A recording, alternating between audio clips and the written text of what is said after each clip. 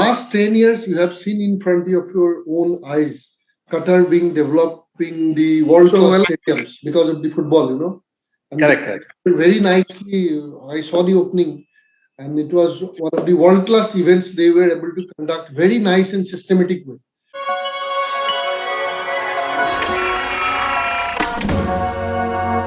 So, welcome, Santosh ji. It is my pleasure to have you with us today. Thank you. We talked before, but meeting after a long time.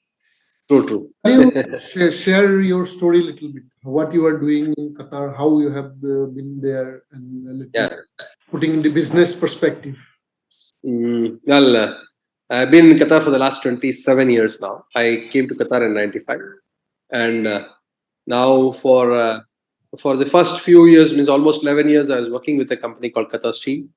And then I got very active into network marketing and personal development of myself before I quit my job.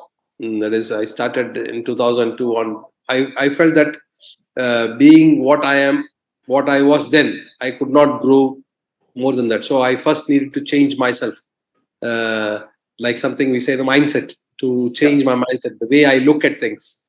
So unless I'm able to change my mindset, I knew that I'm not going to go anywhere else. I'm not going to grow further. So my mindset change happened when I went through this network marketing with a company called Quest International. You mean the QI group, yeah? The QI group, the QI group. And then I had a very good team of mentors or people who always supported me, who guided me. And one of them, Mr. Arun George, who started the team called Titans. That is the team in trust and spirit. TITAN is team in trust and spirit. Very nice, yeah. So I was a very integral part of Titans, but almost after 10, I should say 8 to 10 years of being in the networking industry, where I traveled a lot. I traveled to almost 36 countries, doing networking, trying to help people, guiding them, doing some trainings on motivation, team building, leadership. So all those things. Plus, meanwhile, I was also upgrading myself. I attended a lot of trainings of not only Questnet, even additional other trainings where I could improve myself on NLP and other programs. In addition to that, I also was professionally being a safety professional, a lead auditor. I was also doing some audits. So all these things were in mind. But in 2011, end of 2011, I decided that I wanted to have my own company. It was a long time dream. Even before coming into Questnet, it was one of my dreams. When I was made to write my dreams, the first thing that I wrote, among the first ones, was to have my own organization. So I thought it's time. 2012 May 14th, 2012 was the day when we launched legally. Means we started it in November 2011, but legally, all the legal aspects we completed in 2012 May. And now this is we are completing 11 years of existence. We are into trainings, inspections. We are inspections, audits. We do inspections of equipment, structures. Now mostly technical, and we are also now the ILM certified training body here in Qatar. So we do soft skill trainings. We were associated with Manipal University, and we are also doing some soft skill programs of Manipal. So we were doing a lot of so mostly training. So to be part of this training, I also again upgraded myself. This is one thing which I believe everyone, if they want to grow, must understand is you need to keep having an elbow hanging around you and learning. When you learn more, you earn more. So, so learning was always my priority. And even now, my daughter, she's my youngest daughter, so my younger one. She's now in a degree. She's doing a second year in degree. She says, even now you're writing exams, Dad. So I love upskilling myself. So this is my small story, I should say. That's very nice. Actually, I mean, in training industry, if somebody is in, it's a daily learning.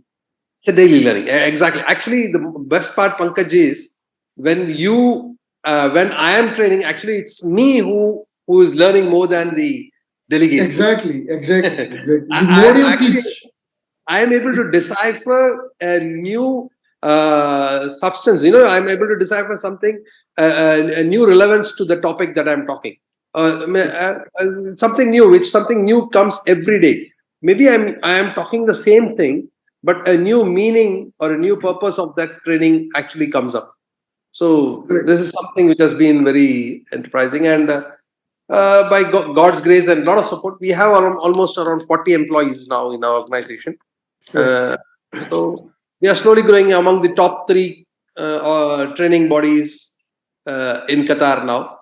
So touch wood, by God's grace, and we are slowly growing. We are slowly growing and slowly expanding our businesses.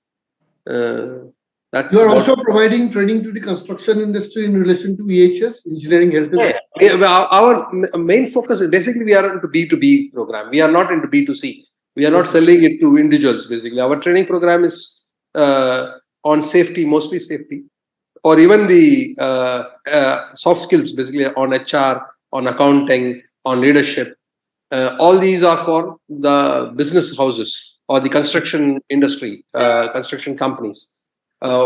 What we do is these there are some mandatory courses in safety, Yeah. because safety is a very mandatory aspect here in Qatar, and so the government and they have some specifications themselves. Everybody has its some specifications, and they have specified some trainings that has to be done mandatory, Okay. and that mandatory trainings. So what we did is we got ourselves accredited with these bodies which certify these trainings. So similarly, like just like IOSH, Institute of Occupational Safety and Health, Yeah, uh, yeah. so ROSPA. So we have so many LEA, Lifting Equipment Engineers Association, PASMA, this is for scaffold, and CISRS for scaffold training. So we have these accreditations of all these bodies, so then we are able to deliver these programs for our customers. And we approach companies, organizations, and anyway they need to complete these trainings. It's a mandatory thing. So it becomes Last 10 years, you have seen in front of your own eyes Qatar being developing the world class stadiums because of the football, and correct, correct. very nicely. I saw the opening, and it was one of the world class events they were able to conduct very nice and systematic way. So, Very true, very true. how do you describe the journey in short? I mean, last 10 years. I should not say last 10 years, but I should say last 27 years I have seen Qatar growing. But Yeah. last 10 years, it has been very rapid and a very positive change. It's not that, though they focused on, their focus was on the FIFA, but they made sure that every aspect or every part of the country, every means you must understand that the population of the locals is very small compared to the total population. Out of 2.4 million or 24 lakh people, only 300 or 300,000 people are the Local. locals, which means 1/8 of the population is only locals. So any development doesn't is not made only for that 1/8 population. It was made such a way that all the 2.4 million people benefited out of it. That is something which is very very positive about the growth they made. And in FIFA also, even I should be very honest, even I was very skeptical how they're going to manage this whole thing, because they're such a small country, but the way they managed it is something remarkable. No country in the world could have done it, I guarantee you that, because you think the transportation of to and from was completely free. It means especially the metro, it was connected so well. Metro has connected the country totally. So from one stadium to another stadium, people were traveling free. They were not charged at all. And from the railway station, from the metro station to the point of drop where the stadiums were, the transportation was free.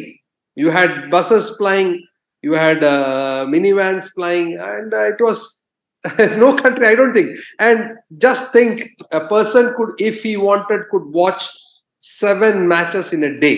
If 7 matches were and there are people who did that. For me personally, I didn't go for all the matches. I just watched 4 or 5 matches.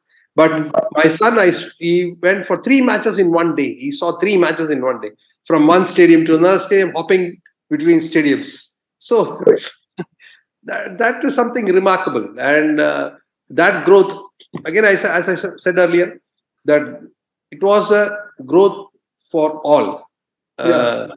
uh, where everybody will benefit out of it. Everyone was utilizing it, and no, there was no discrimination on he's an expatriate, he's a local, he's from India, he's from Egypt, or no, there was no discrimination. Yeah. Everybody was treated in the same manner, the fans especially, and there are fan zones here and there. It was a vacation. It was a vacation time for Qatar.